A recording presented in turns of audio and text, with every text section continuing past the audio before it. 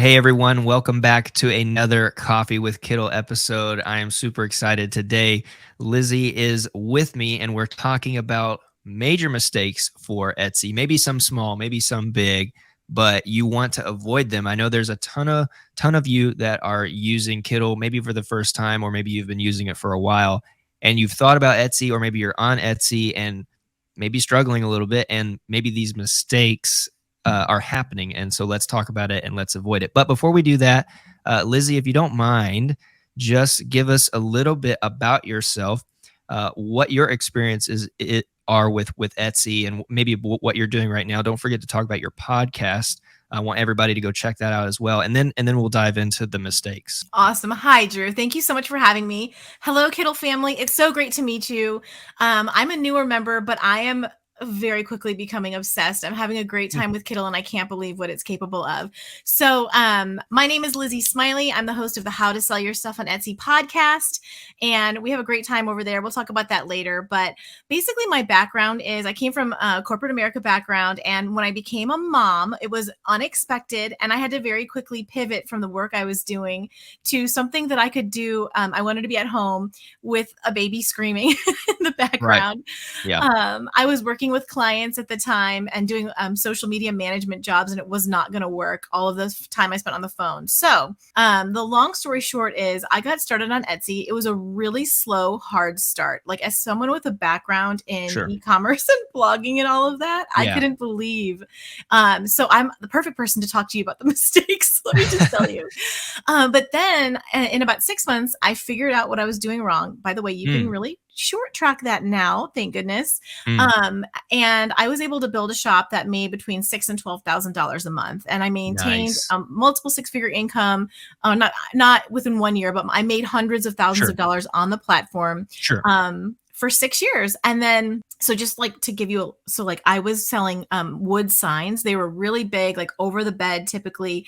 Nice. They were gorgeous. And I was the reclaimed wood craze and all of that.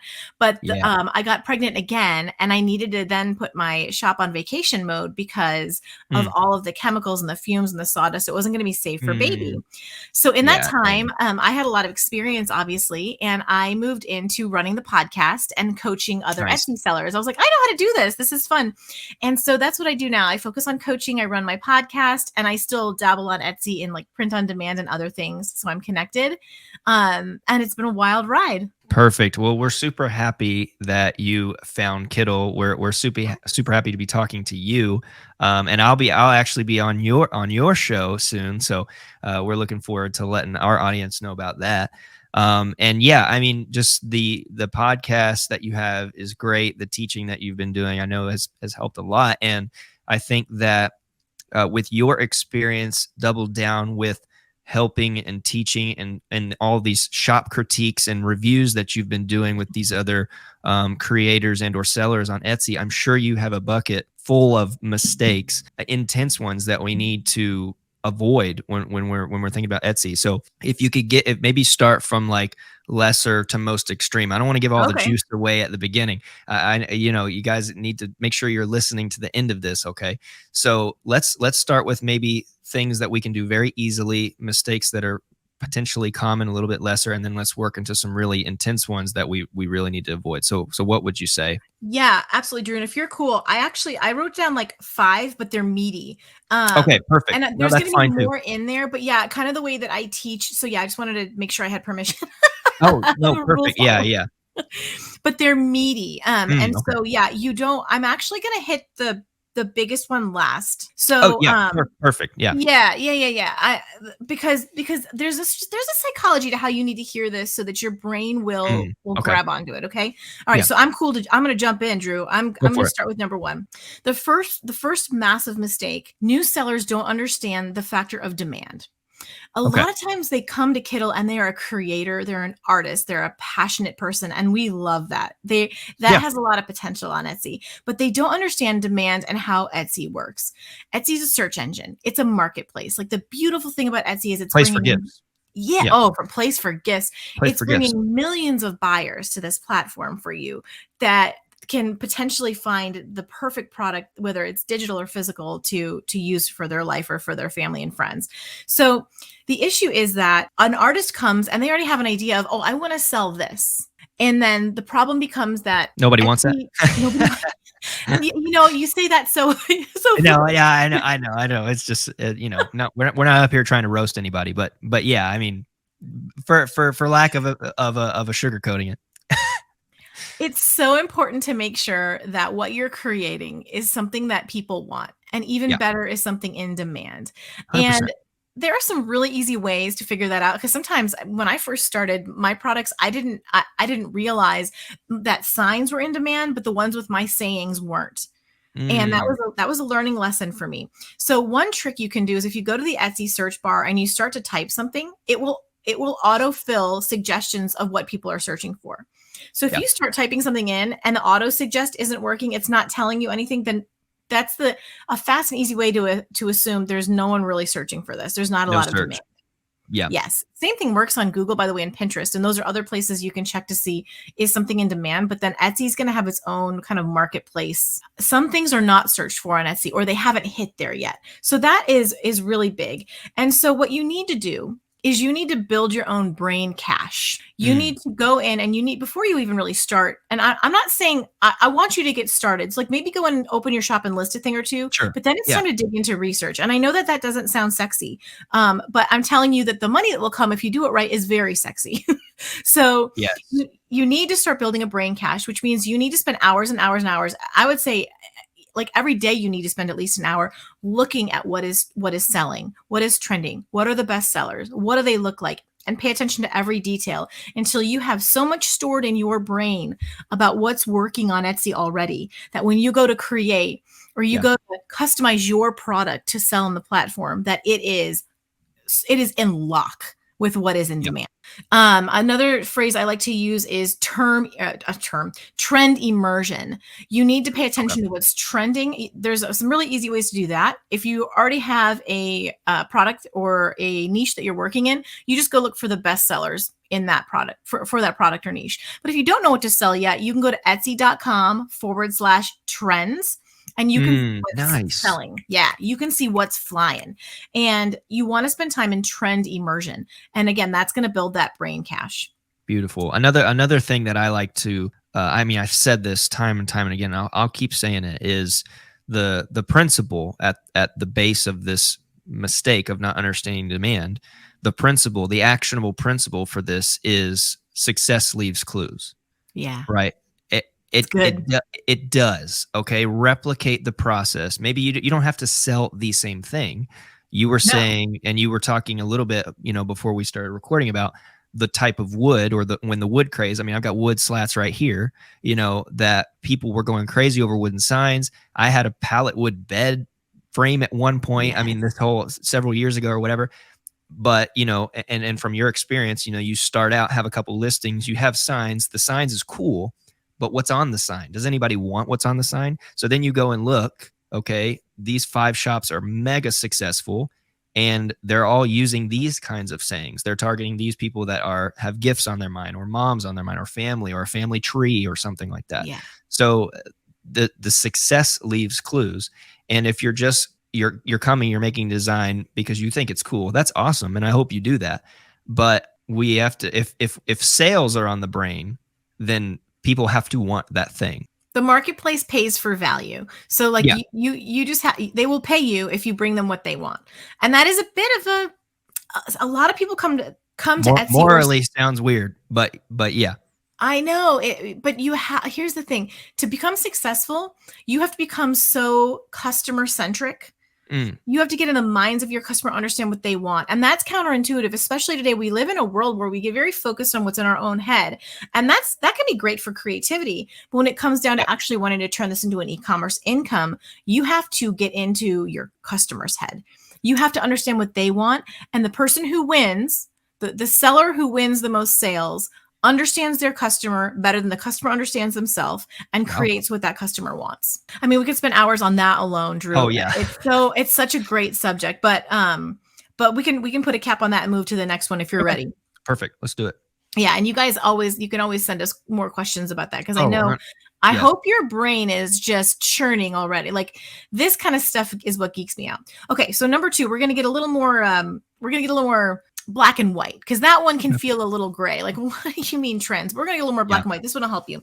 A really big mistake I see, and I do shop reviews every week, every day. I'm looking at them, and I can tell you right away if it's gonna work or not. Wow. When they create their product titles Okay. and even their descriptions and tags, but especially their titles, they don't put in the title space, the 140 characters they've got. They don't put the words that their customer would use to describe their product. Oh, I okay. again made this mistake. So again, I was thinking at the time. Now this was 2016. I was thinking I'm going to put reclaim wood, sign with phrase on it. Well, at that time, no one was searching for that phrase. So even though reclaim wood was a trend, no one was actually using that term. They were saying recycled wood, or they were just saying wooden sign. Just wooden. And Yeah. so I got crickets partly because I didn't know the terms that my customer would use. So your Mm, title, you want to use every single character space that you can, and you want to find as many keyword phrases with at least 3 words, preferably more, that are the words your customer would use to describe your product. And again, if you're not sure, you can go to the search bar and see what auto populates when you start typing. There, you can get a lot more into it than that. There's some really fun tools out there and some really mm, fun strategies, but that's one way to figure out. Another thing you can do is you can go look at the best sellers, and the yeah. words that they're using in their title are best selling. It's best selling SEO. It's best selling keywords. So you can get some inspiration there about the kind of keywords and the way you need to structure your own title by really studying those competitors. So I think that again, that's part of your research and your brain caching right there. Is number one, we make sure we've got something that's in demand, but then we understand how our customer describes that thing that's in demand. Yeah. And we leverage that. And the reason we care about this is because this is how your customer finds you. If you understand how Etsy works, it's a search engine. And so just because you build it doesn't mean they'll come. You have to actually use the words that they're searching for. Mm, SEO is something that feels very mystical to a lot of people, but it's actually very scientific. It's actually very practical. And if you can get the right SEO in there, that's your best chance of actually getting discovered and getting your product seen. And it can help at least isolate if you're not making sales, but you're getting views. You can by those views that your SEO is good. People are finding you, but now there's something else going on with your listing that isn't quite adding up to create the sale. So I think mm. that's actually the next one we should hit, unless there's something you want to draw out in that, Drew. Yeah. Before we go to the next one, because I'm really curious about this. I had some of that when my a little over a year ago. I don't really proctor my Etsy shop. I have it so I can check at the back end and see if anything's new. But I noticed I actually had a couple listings with tons of views, but I never got any sales. So I'm excited for this next mistake. But Okay. on the subject of titles, because they're so important. I mean, again, I'm on YouTube. I'm looking at titles all the time. I change titles of videos 8 times to figure out what Huh. people want to see. Primarily for a second about people that have come to Kittl and the low-hanging fruit, the easiest way to get started with POD drop shipping in Etsy is most likely t-shirts. Now we've done tons of videos. I just did an interview with Printify. There was a ton of really great tips from Printify on different products and products that are trending right now. Very similar to the, specifically for Etsy, but just trending through Printify. But when we're talking about, I was doing some reviews with Juna from Detour Shirts a couple months ago, and we did some Etsy reviews, and we noticed some users having it just the title of the listing is just whatever the phrase that's on the shirt is, which is cool, but I don't think it's strong enough. Whereas something like funny video game shirt, controller shirt for whatever, something really rich that actually doesn't matter what the shirt says because we haven't even got there yet, right? It's still like, right. So it's like, I mean, maybe if you know a super niche saying, like obviously, I mean, winter is coming. Let's just think about that one. That's a searchable thing. Okay, that's a thing that happened with Game of Thrones, whatever. Aloha Mora from Harry Potter, whatever. I mean, again, everybody be careful with your trademarks and Yeah. check Yeah. if stuff's trademark. I'm just giving you examples of highly searched keywords like that on a shirt. Okay, fine, put it in your product listing as long as it doesn't get taken down. But if we're talking about someone coming to Kittl looking at these amazing templates, which can really help you, you've got to the point where you've shipped it to Printful, Printify, Awkward Styles, whatever, to Etsy, and then now you're at the part where it really matters. What we're discussing right now, SEO, is super important. And you put in there, "It's a great day to be alive" shirt in your listing. You've not given in the user any detail about the style of the shirt. Is it the style? Is it retro? Is it retro Western? Is it neo Gothic? Whatever. I don't know. Cyberpunk, whatever. You haven't given them any style. And we don't know how to search because we don't know, is it for women? Is it for men? Is it for children? Is it for all that stuff? So I'm thinking a little bit about it from a design standpoint, adds up just as much as if you're doing physical end products that you're going to sell, like boards or mats or aprons or whatever. So yeah, that's the thing I was going to think is style is important for the SEO as well, I think. Yeah, you've like sparked so many ideas in my head on where we could draw this out a little bit. So I think the biggest mistake I ever see is where people have an original work and they use in their title the name, what they've named the original work. Yeah, but nobody knows that. Right, because it's not an art gallery, it's a search engine. So I love that you have your name and put it in your product description because it's beautiful. Yeah, and that is going to create authenticity when the shopper is looking through your information about the listing. But in your shop title, you need to use that very valuable real estate to use all of those words, like you said, like describing the style. And again, you can get, if you're not sure, you can get clues by looking at the best sellers. And I'm going to throw this in there because this is something my students come to me. They're like, Lizzie, I looked at the top bestseller, but it only had one little phrase. And I'm like, they hit a trend.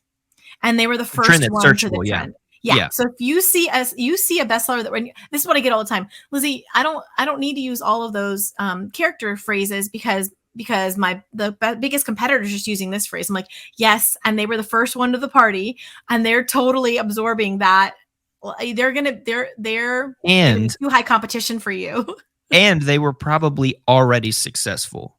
So maybe not. But I'm just saying, like, if they were an up and coming shop already with some sales, with some reviews, I used this analogy in the previous interview. They turned the boat really fast. Yes. Okay. They turned the boat really fast over this direction to this trend. Yes. They already had a shop that was pretty much doing well. They were already doing things right, is what I'm saying. And then they hit it with the keyword. Okay. So another thing that I'm also thinking about, just to piggyback what you're saying about the trends, is like also just be patient, right? So continue to do the things that are right, and then turn that speedboat really fast, and do the trend really quick, and then bring the boat back to wherever it is that you need to be in. And that could be anything. It could be style, it could be niche, it could be product type, whatever it is. Yeah. See, what often happens is the trends hit, like the fashion brands, or if we're talking t-shirts, or some other element that's higher than, that's kind of more cutting edge than Etsy first. And then people come and start looking for it on Etsy and it doesn't exist yet. So the first person to catch that trend and create the thing, they're just gonna sell like wildfire. And once they have that bestseller badge, you got to have a compelling reason to be able to compete with them. You got to have a better price, or you've got to have a comparable design, or you've got to have something that trend combines and just grabs a specific audience member. But another reason why, just while we're kind of sleuthing this out, another reason why a bestseller might not have a full title is if they're sending their traffic from off of Etsy. So they're not using the marketplace that like we a newsletter or something. Yeah. They're an Instagram influencer and they're just using Etsy because it's an easy shop and they don't need a title. They're sending all their own traffic. So these are things to so you can kind of sleuth that, because when you're looking at it, you need to try to decide, why is this a bestseller? And where's the traffic coming from, and why, is it trending? Are they sending their own traffic? I've sort of thrown in another little tip here. This is really good stuff though. Were they just first to the table? Are they just a really popular shop already? And so they've got people constantly coming back to check. All of that is really important. So pay attention to those titles. Make sure you're using all the character spaces. Get lots of rich words in there. If you don't know what to put in there, you're going to want to go look at the bestsellers, and that's going to be a little summary for how you want to handle those titles. But make sure you understand what your customer is typing into the search engine to find you, and make sure you have. I'm going to add this since we're sort of on an SEO kick. You want to actually, the words that are in your title, you want them duplicated in your listing description, and you want them duplicated in your tags. And that's going to make your whole listing really keyword rich and strong, and it's going to tell the Etsy algorithm exactly who they should show your listing to. And if you find that you've got too many search terms that you can't fit, you're going to copy or duplicate that listing, create another one, and just switch out the title, description, and tags with the other keywords, and you can hit an even broader audience that way. Oh my gosh, guys, I hope you're keeping up. Like, stay with me, because this is really meaty stuff. The third huge mistake I see, they'll have something that's in demand. They'll have the perfect keywords in their titles, Okay. and their thumbnail is terrible. Okay. It's the images. So this is where Kittl can be your best friend, and Yep. I'm going to tell you how I think you should leverage it here in a little bit. But that thumbnail, this is why. So I don't know, Drew, maybe what would have been happening with yours, because you're such a good designer. Maybe. Well, here's the thing. Sometimes us designers, we can get in our own way, because the way that we see the world is different than the way other people see the world. It really helps for that first thumbnail picture to be a lifestyle picture. A lifestyle picture. Okay. Not a flat lay. No, like a flat Well, lay. I guess especially if it's so in my, maybe you can pick it apart. In my specific scenario, this was not a design I made in Kittl. I like to just illustrate, so draw. Cool.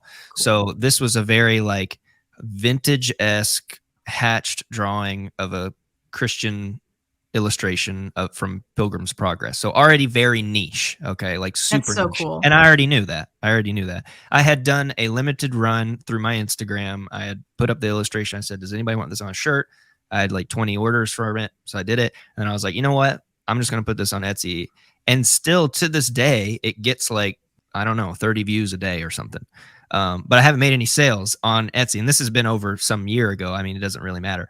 But the first image, I just did not put any work into it. The first image is just like a shirt laying on the ground with the design on it. And it's like, I'm not selling it. And I kind of knew that, you know what I mean? But I wasn't I wasn't playing by Etsy's rules. So this is a mistake that I am as a Kittl user. I'm telling you right now, don't make the mistake of not paying to play, or you're not paying, but like, don't show up and not play by the rules is kind of what we're about to say. Is like, this first thumbnail has to be super captivating. And so, yes. Yeah. I think that's the perfect word, Drew, because what I like to say is it has to create an emotional connection for the buyer. You know, have you ever had an experience where you're shopping for something online and you're scrolling and looking through all these little thumbnails, and then you see it and you're like, ooh, that's it. That's the one.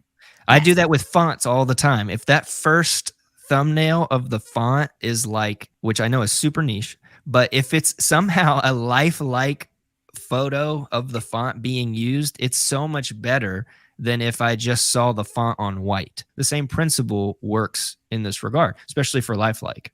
It's probably why you see fonts, and when they're trying to sell it to you, that first image isn't the alphabet. It's some kind of phrase that makes that font look bomb. Look nice. Yes. And it's use case. It's use case. I love that. I'd never used that phrase for it before, but you're totally right. Yeah, it's what will you use it for? And it's like, I'm almost thinking too, I just finished up a tutorial today for a couple weeks from now for a retro Western style design that I have seen being sold on Etsy pretty nicely. So I was teaching how you can do that in Kittl, and then I went to the mockup dinner and I said, let's look at some of our mock-ups that are outside. This lady is by a lake. This tote bag is in the grass, whatever. I'm not saying that you have to do that the whole time, but it's a retro Western-esque. It says we're heading out west, we're outside. So I don't know. It's just like use case. Like, I don't know. That's kind of what comes to my mind. Totally. I mean, think about it this way. Like, let's say you're going to buy a Mother's Day shirt. And it's for a mom who has young kids, and you found the perfect funny shirt, and you see there's two different sellers, and there's one who's got a flat lay of it, and that's fine. I can see the design. I can see how she might put her shoes. And then the one right next to it is a mom with a baby on her hip. You've created more realistic. It's emotional connection. Like, it's the lifestyle. So anything, whatever you're creating, you need them to exactly what you said, use case. And you need them to just have this like, oh, that's the one. And it's because, this is so good. Have you guys ever watched House Hunters? Yeah. That's and like they go in, and if the place isn't staged, most people don't have the imagination to, they won't buy or rent the place because they don't have the imagination to see how they would use it. But if they just Mm. pay a stager to go in and set that place up, oh, everyone wants it Sales because they go. can, Yeah. Yeah. yes. See, but here's what's hard. As an artist, give me that. I want the blank slate. I'm more likely to buy the house if it's empty, but the shoppers are not. So you need to get out of your own Mm. head as an artist and realize, like, Okay. again, this goes back to number one. You have to get in the mind of your customer. It's a good word. Yeah. I think it's like so important. So your thumbnail has to stand out in the feed. And let me just throw out a little tip here. Something you can do. First of all, a great way to figure out how you're doing on Etsy is to go into an incognito or a private browsing window. Go to Etsy.com. The reason you want a private browsing window is because it doesn't have all the search history. So it's not going to just pull up Okay. what you searched before. You basically get to view Etsy like a fresh shopper who Okay. doesn't have a bunch of stuff cloudying the water. You go in, you type in your product description. You just get a keyword phrase that you really want to rank for. And then it'll come up with the search results, and you want to go through and see what page you're showing up on, because that also will tell you, like, is the market super saturated? Is your SEO good? All of that good stuff. But then there's 2 points to this. So first of all, it's going to help you there, and you're going to be able to figure out how you're competing, what page you're on. But then you can also look at your thumbnail picture in the feed. Because you're In just thinking about comparison it. to everyone else. Yeah. Yeah, you're just thinking about how you created it. You need to see it how they see it. Does it jump out? And I've had this experience where I had what was a gorgeous picture, but it sure doesn't jump out in the feed. It just went neutral. And Okay. so yeah, you need to have a great emotional connecting picture that then jumps out in the feed when someone looks at it. I know that feels like a lot, but I'm giving you the truth. Like, Sure. Etsy isn't easy, but it's simple. Yeah. You know what I mean? Like, you guys, you can do this. I don't want you all to feel overwhelmed. So that's really important, is how are you looking when people are seeing you amidst the competition? And then the other really thing about the photo gallery that I want to point out, that this is a mistake I see every day. Most shoppers will not read the product descriptions. I was thinking that. I know, right? Like, think Yeah. about our world. Like, think about our world. You will have type A people who do, and that is where you want to have all of the details. Like, you want to literally pack it, because the people who are really picky, you're gonna save yourself time on the DMs asking questions, or you're gonna save yourself a sale because they won't bother to DM you. You want to have it in there, but anything really important, you need to have in the photo gallery. So you want to go use Kittl and create graphics that have, like, if there's something really important about shipping, like PS, make sure you understand I'm shipping this from Europe, or Okay. shipping turnaround times are extended right now because of something with the mail, or it's the holidays. Like, just make sure you plan extra shipping time, or this is a digital download. If you're selling something that's digital, Yeah. nothing will be 100%. shipped to you. 100%. All of this needs to be in your photo gallery. If you're selling something physical, you need to have an explanation of the dimensions of the product in there, because the biggest mistake, you'll see this complaint in the reviews all the time, it was so much smaller than I thought it was going to be. Well, if you had the dimensions in your photo gallery and not just in your product description, and then you also had a picture to show the scale. That has this. Yeah. Yeah. Yes. Yep. So, like, you don't want to just put the dimensions. You then want to, like, show it next to a dollar or a penny, or some creative way you come up with to show what's that going to look like, Yeah. what the scale is, and you're going to save yourself a lot of trouble. Yeah. Same thing, if you have variations, you want to have a graphic or several that show the exactly what sizes. they're going to get Yeah. in those variations. It doesn't have to. I know we only have 10 picture slots, so, like, you can use a color That's a key. pain. That's such I a know. pain. I Like, know.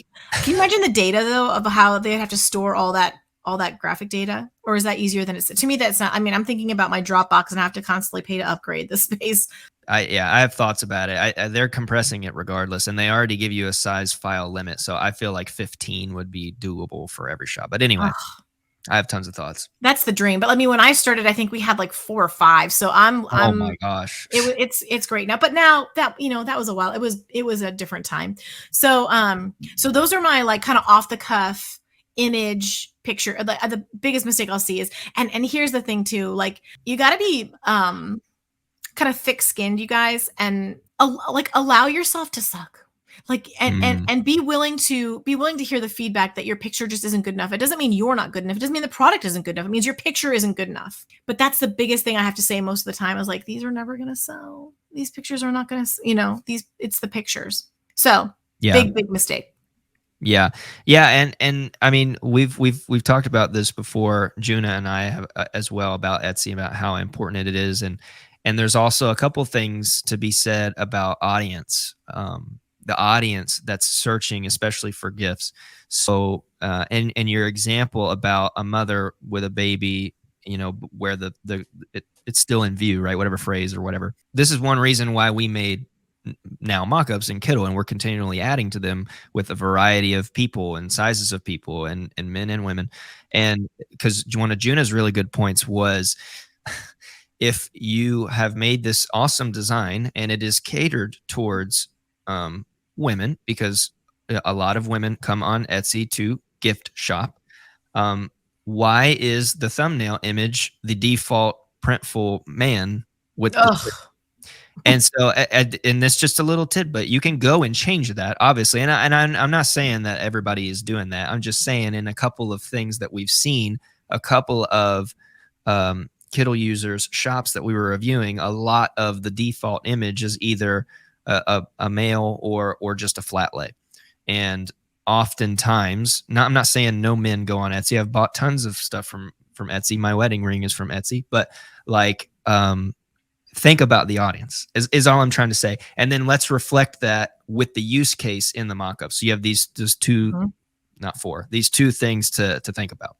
So like to piggyback on that, like think about this right now. What's really trending is an oversized shirt for women. Yes. And so like if you're Yes. using a flat lay, which is basically probably an extra small showing your design, but really your Gen Zer is going to be in like a 2XL with like a sweater dress over almost. it. You want to buy a mock-up that's going to actually show the style of how they're going to wear it. Yeah. But it's not just, I don't want to just make it sound print on demand. This is everything, if you're Everything. selling Exactly. a digital Everything. product, you got to make that look sexy, and you've got to find really cool mock-ups to display like what your PDF would look like, or what what your Like on digital an planner iPad would look like. or on the Yes. refrigerator or something. Yeah. Yes, it's one of the best. So again, build your brain cache. Look at the bestsellers. Study the first 2 pages of search results. There's so much more I could say about it, but that's you guys already got a cookie jar. We're in good shape. Should we talk about number 4? Let's go for it. Let's go for it. The next really big thing, and these are all kind of building, is that I'll see people, they don't position themselves to compete in the marketplace. So they might have all of those things, and and I look and I'm like, oh wow, yeah, you've got a good title, good SEO, your photo looks good. You're showing up in the search results. This is in demand. And then I've got to go look like what's going on with this? Why isn't this selling? And I look at it and it doesn't make sense. And it's usually pricing. I was hoping we would talk about pricing, but I didn't want to push it because I know it can be sensitive. No, I'm like, I have no secrets. I'm like, let's just break it all out. Or pay attention. If you're multitasking, come back to me for a second here. Or there's a question that every shopper has that's not getting answered by the listing, and people are not going to DM you to ask if it's not there. They won't. Again, they won't, right? Your images are not answering a question. So you could have a phenomenal thing and you didn't put a sizing guide in there, or a dimensions thing, or there is some massive question. You haven't set up FAQs in your shop, so they don't know how you're going to treat them if they need to return something. Pricing or an FAQ, you've not answered a question, and the listing right next to yours is just as good, is a little cheaper and has all the details. It could be even more expensive, and they don't want to DM you. Like, think about our culture. We're so, and this is thank you, pandemic. We are so in our own little worlds. And the vast majority of people will not DM you. They will pay an extra $3 to $5 to get the listing next to you because it answers their question. So make sure you've got it in your photos, your descriptions, and your FAQ section on your shop page. You want to have really clear return instructions, all of that. And then the other thing I will, there's more to this too about competing in the marketplace. Those are really big ones. Another one will be shipping.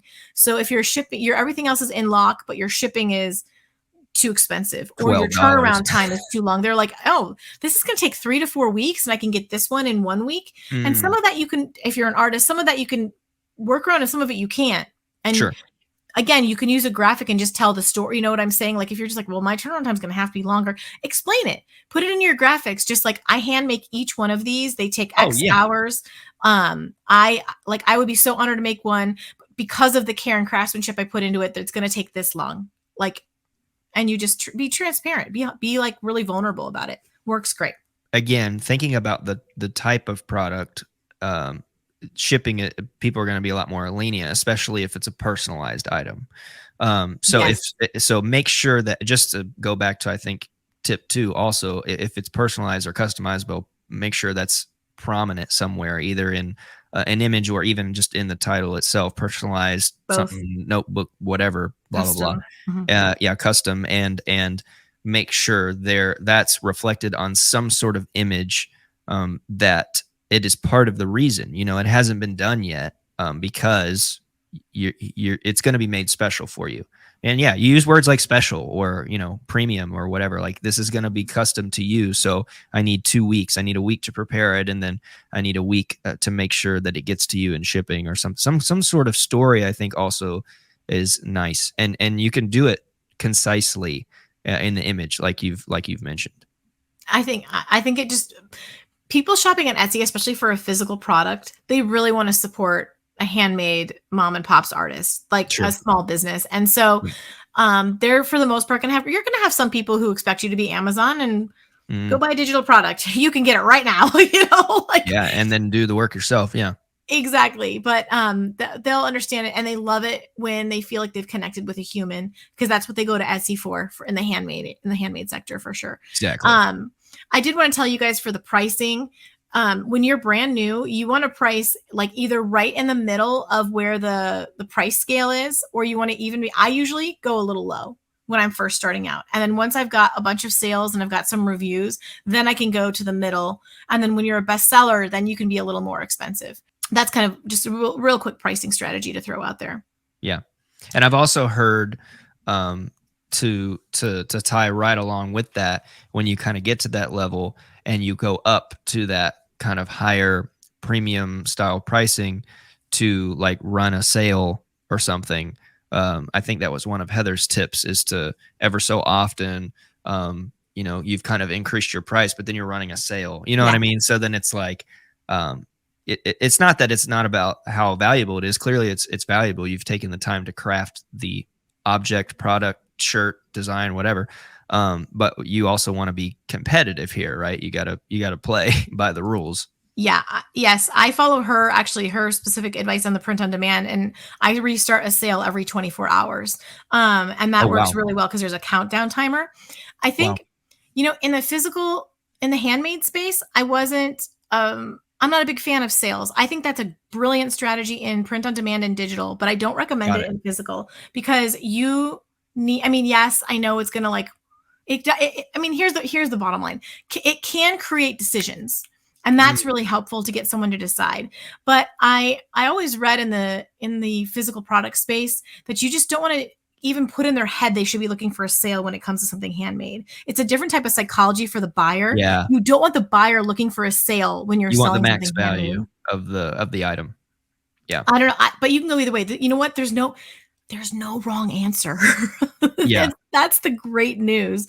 But it's just you know what? This kind of comes down to your branding and how do you want to, like, how is your shop set up? What feeling do your products create? Are you someone who feels really boutiquey? Are you someone it's just like all so personalized, like everything, is that more your brand? Everything is super custom and personalized. Are you really elegant? Are you really affordable? Or like, what is your brand? And that I would be choosing whether or not to run a sale based on yeah, that mentality, if that yeah. helps. Okay, so the one other one I want to add to this is, as far as like not the mistake I see is people don't position themselves to compete, is the customer service mentality. Mm, And you'll see this a lot in the Etsy Facebook groups, which I can only peek in for about 3 minutes a day because they break my heart. I need to just start my own. They're so yeah, seller centric. The mentality of just like, this is my shop and my products and my. And I'm like, yes. And you're providing a service to other people. And so I think we have to, again, become really customer centric. And it doesn't mean you have to give away the farm. Like, you can be reasonable about, like, no, I made you this custom thing. It took me 10 hours and you approved the proof. I'm not refunding it, you know? But like, if something breaks in the mail, you can't just be like, that's USPS's problem. Sorry. Can't, nope, sorry. Bye. You can't Yeah, be like yeah, that. Like, yeah. I mean, you can, but you're going to be the person being like, You're Etsy gonna get doesn't a work. bad review, man. Yeah, you're going to bad review and you're going to be telling me Etsy doesn't work. It just doesn't work. And I'm just like, no, you don't work. Like, Mm, and I love you. Like, I love you so much, but I'm going to love you enough to tell you that mentality is not, it's only going to get you so far. It's going to have a major cap on it. You have to be customer centric. And again, it really helps if you have but like, see, I don't like it either when someone's like just telling the customer, well, my like return policy was very clear. Like, how would you want to be spoken to? Like, here's the thing. I would always think to myself, if I ordered a custom sign and I waited 3 weeks to get it, 2 weeks for the artist to paint it, and another week for it to go through the mail, and I got it, and it arrived to me like broken or damaged. Oh, I spent like there's so much, like, there was a time and money quotient to what I spent there, right? Trusting the yeah. seller. And so I, as a seller, would always be really empathetic, like, oh my gosh, I am so sorry to hear that it broke. Like, Oh, 100%. I can only imagine how awful that felt when you opened the package and found it broken like that. I'm going to take care of you right away. Here's what we're going to do. Please send me pictures and I'll file a claim with USPS because this was obviously a shipping issue. I'm so sorry. It does happen sometimes and it just breaks my heart when it does. Send me the pictures and I'll submit a claim and they will pay us for the shipping damages. And in the meantime, I'm going to bump you up to the next sign I'm going to paint. I'm going to get you a new one out in the next 48 hours. Yeah.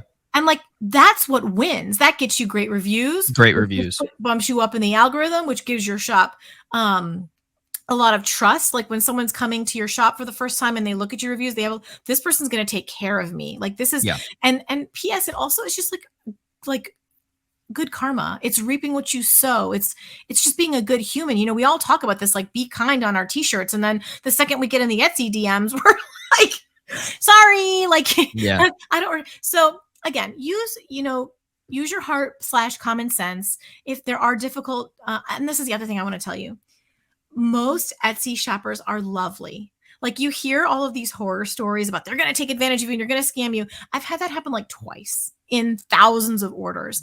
Are they there? Yes. Some of it's also how you position your shop. Again, a more boutique-y, high-end, I don't run sales feeling. People were not asking me to discount. Were not asking me to, like, they met me at the energy that I brought them.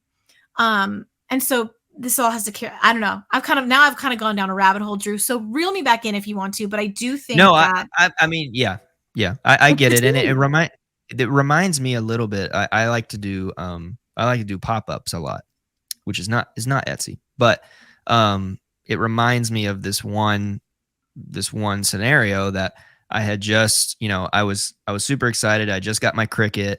I had just figured out how ink heat press works. So I got the shirts. I got this like ink sheet. It's really weird. It's like the Cricut cuts this ink sheet that you then heat press on the shirt or whatever. cool. Yeah, it's wild. It's wild. So I did this design. With like a skull and like words all around it. I only did one. No, I did two. And I did it on this nice, like, comfort colors, tan, thick shirt or whatever. I made the sale on that shirt with the tan and the green. And they were asking me questions, how does this hold up in the wash? Like, is this ink? Is it print? Is it paint? What's on this? And I was like, that's actually ink. I actually just tried this out. Tell you what, let me give you my card. If something happens, I've already washed it once, by the way. If something happens, let me know and I'll get you a new one. Already in my mind, I would have been so mad if if I was the person that had bought that shirt, I got home, I washed it, it comes out and it's terrible. Well, guess what happens? A week later, she sends me a picture in my email and the design's almost gone. So I did something wrong. It survived the first wash. Looked perfect. It was vibrant green on the tan. She washed it and it was gone. And I freaked out. I was like, oh my gosh, I would be so upset. And I was broken. I was like, oh my gosh, I'm going to get you another one in 3 days. Now I actually went to a local print shop and made sure it was legit because clearly I did something wrong. But it just goes to the same thing as what you're saying. Flip us real quick. I just spent $30 on these custom coasters or whatever. and they come in the mail and 3 of them are broken. Like, and then you get that response. Well, first of all, that's data for me. I didn't Yeah. ship something right. So I did not protect whatever. And then for me and my pop-up, I did not have the heat press to the right whatever, or I didn't use the right shirt. Come to find out, I actually didn't use the right shirt for that ink. But like, it's data for you. So you can't be mean, like what you're saying. You need to immediately create reparations for that and like fix it, and some, like what you said. Like, you need to go above and beyond. And what I did when I fixed that shirt, and sent it to her in the mail and sent her a card and all this stuff, I emailed and I said, hey, let me know when you get the shirt. By the way, if this shirt works out for you, I don't quite have my Google My Business up yet, but would you mind, if this goes well for you, would you mind leaving me a review in a couple weeks or whatever? She got it, loved it. Several washes later, still looks amazing. Sent her my link, got an amazing review with that story. Ordered it first, didn't work out, blah, blah, blah. And that's what you want for Etsy. And I think Julian, who's in the Discord, and we've also had him on the channel, has had several things like this happen from his Etsy, where the viewer, or I say user all the time, the customer got it and they sent him a picture and he's like, oh my God, that's like nothing like what I was trying to deliver. And he fixed it immediately. Premium shipping, whatever, glowing reviews. And all that does is take you to the top, right? I can attest to the fact that the very best reviews I ever got were an absolute nightmare of a transaction. And that's, yeah, because now you've built rapport with this person, and you've gone through an emotional taxing thing with them. But at the end of it, they've come out in the plus. You may come out in the negative, and I think you just have to be okay with that. Worth it. The review's worth it for what it does to your shopping and in the algorithm. There's literally an algorithm boost every time you get a 5-star review. Nice. It's incredible. And those are the ones because here's the thing. We're all, when we spend our hard-earned money on something, we'll all just have this like fear inside of us, like, oh, what if I just wasted my money? Or what if this company won't take care of me? And you see companies getting roasted all the time in the news for huge faux pas in customer service or something like that. So just take care of people. Do unto others as you would have others do unto you. Golden rule. And I will tell you, it pays in dividends. Like it turns into money. Just kind of like one last thing that's overarching, kind of over top of all of those either mistakes and or good things that you're doing for Etsy, is something that Martin from the last Coffee with Kittl said, was figure out what you want out of this. Yeah. Because if you're going in with a set it and forget it mentality, it's going to be tough. And I know that's primarily towards drop shipping and POD, because you can't really set and forget a made product like coasters or signs or glass etching or whatever. You can't set and forget that. At least I hope you're not. So you need to think about what it is that you're trying to get out of Etsy. Okay. Are you going all in? Okay. You got to show up and play. You got to look at the top sellers. You got to do the research. You got to do the listings. You can't just, I think you're right. As creators, we want to create the nice thing, and it's nice, and we have a nice picture and we want to show it, and it should just sell. But there's more work that has to be done. And if we do it, then it's rewarding, and the sales will speak for themselves. Yeah, and you just reminded me, I stopped at 4, and my number 5, which it's probably the most important, is don't give up too soon. The biggest mistake I see is people give up too soon. They don't let themselves, you have to throw ego out the window. Yeah. You have to just humble yourself and allow yourself to suck for a while.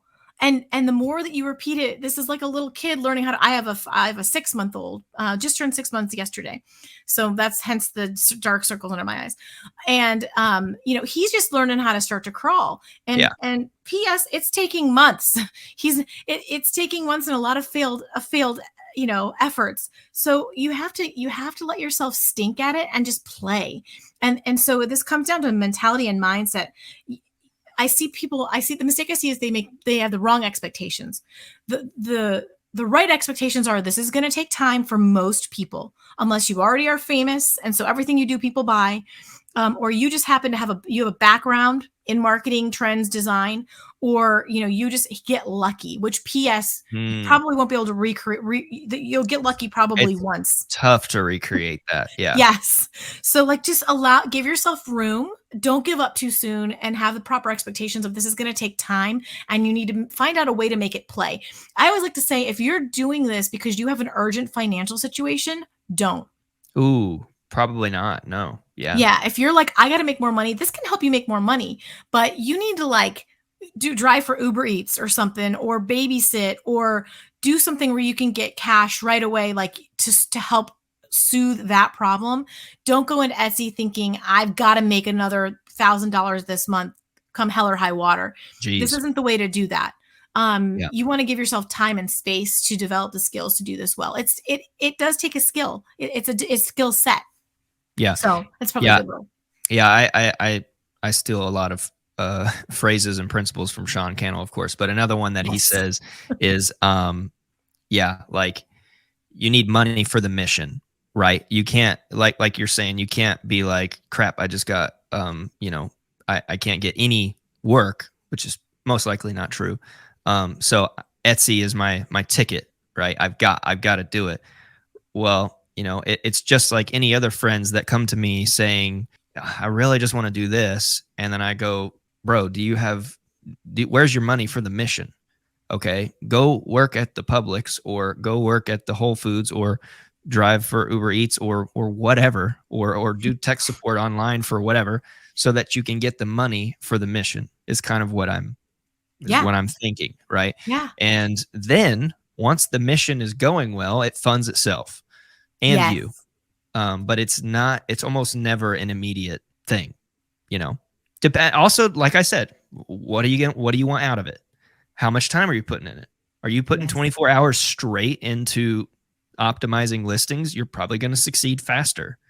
You're spending 3 days long building amazing designs in Kittl, and then you're spending 3 days long optimizing the heck out of them. Probably going to succeed if you're doing all the things rightly. And you're even better off to be consistent is more important than volume, I think. So the way that our brains yes. work, neuroplasticity and how we wire patterns and thoughts together and habits, you really want to look at it over time. So on Etsy, actually, two reasons Etsy shops get shut down the most. One is they violate one of the terms and conditions, which would include maybe like a trademark violation or a copyright violation. So don't play with pop culture or fan stuff. Just don't. You're going to get shut down or you're going to get sued. Trust me, I get the emails every day. Like, don't play in that pool. And then, the other reason is that the bots that are there are looking for accounts that appear spammy. And if you put up 20 listings in one day in the very beginning, a lot of times those shops will get suspended. Now those, if you haven't violated something, you can get that reversed, but it could take a week or two. So you're better off to kind of be more slow and steady. You can do all the design work and stuff up front. However, here's what I'm going to tell you. I actually think that's a bit of a mistake because you need to test your concept. So I would put out a couple, like 2 to 5, and see how they do. Good idea. And then and then again, go back to building that brain cache, get back into your research, get back into like soaking yourself into like trend immersion and figuring out what's really working for other people. And then go back and do it again, see what results you get and tweak. So you're better off like one listing a day or like, 5 to 10 a week and be consistent with it over time rather than I'm going to do all of this in a weekend and throw it up and like I'll be making money next week. Well, you might. Yeah. You're much better off if you're consistent over time. Yeah. Well, this has been amazing. This is a lot for our viewers to unpack, but some of it you all I know have heard before. Some of you need to hear it again, and some of you need to go do it. So finish up your coffee or your tea and dive into these tips. Now, Lizzie, before we sign off, maybe tell people where they can follow you or where they can learn more and follow you. Of course, I'll have them linked down in the description. But yeah, let us know where viewers can find you. Oh, absolutely. So, first of all, I just want to tell you guys, you are in the right place. I have used PicMonkey for years, Canva for years. There's great things about every platform. I actually discovered Kittl. Kittl didn't come to me. I discovered Kittl because there was a functionality that I couldn't find to do anywhere. And I'm not an Illustrator person. I need something simple for myself and my thousands of students. And so I found Kittl and I was like, I have to talk to you guys. Like, you have no idea. This is the most flexible, amazing platform I have found yet. I will be using it going forward. Things like the templates Nice. are so on trend. I can't even get like, they make it so easy. The templates are phenomenal. The AI capabilities are phenomenal. Mm. Okay, the color palettes. Like if you go into Project Color, you're gonna have to go look up Drew's tutorial on this. The fact that if you're color dumb like me, that you can go in and like it'll be smart for you. I could keep going. The text Oh, features. I'm yeah. just saying. I know I'm supposed to be signing off, but I'm just saying you guys are in the right place. Like the stuff that this platform can do, I'm so excited about. I've only been around for like about a month now. I am so excited about it. So you're in the right place. Keep doing what you're doing, and like literally talk about brain cash. Go study their YouTube. Like look at all these Mm. videos that Drew's done. But I digress. So again, you can find me on the How to Sell Your Stuff on Etsy podcast. It's on Apple, Spotify, Amazon Music, Google. It's on YouTube. It's on pretty much anywhere that you love to get your podcasts. We have thousands and thousands of Etsy sellers who tune in every week. We've got over 70 episodes. And you're going to hear everything from like strategies to FAQ sections to guests like Drew's coming on in a few Yes. weeks to talk about Kittl because, again, I'm like, my mind is blown. But also you'll hear from like, we also talk to Printify. So from a different angle, you'll hear Nice. success stories. So I've got everyone from the new seller who's trying to figure it out and I'm coaching them on the podcast of what to do to the person who's a couple steps ahead of the brand new seller. And they're like, I've got 100 sales. This happened. This is so cool. And we talk about what are they going through right there? Because there's a difference between I haven't started yet. I'm just getting a little success. And then we also have like the best sellers who make multiple six figures come on and tell their stories. So you've got the gamut of experience there. And then Yeah. besides that, you can find me on TikTok and Instagram are the best places. My handle on both is how to sell your stuff. Perfect. Awesome. Well, thank you so much for letting us know that. Everyone, please don't forget to subscribe to our YouTube channel. It'll just take you a second. It's the red button. Literally, it will probably take you less time than I just said that to you. So please do it if you're just tuning in. Check out all of Lizzie's stuff. Make sure you go and subscribe and follow that podcast and YouTube as well. Thank you all so much for watching, and we will see you in the next one. Bye. Bye, guys. Now, if you want to see other tutorials using Kittl, I have these videos here on my right that I know you're going to enjoy. Don't forget to subscribe to the channel so you don't miss any upcoming videos and features and things like that. Thank you so much for watching, and I will see you in the next video.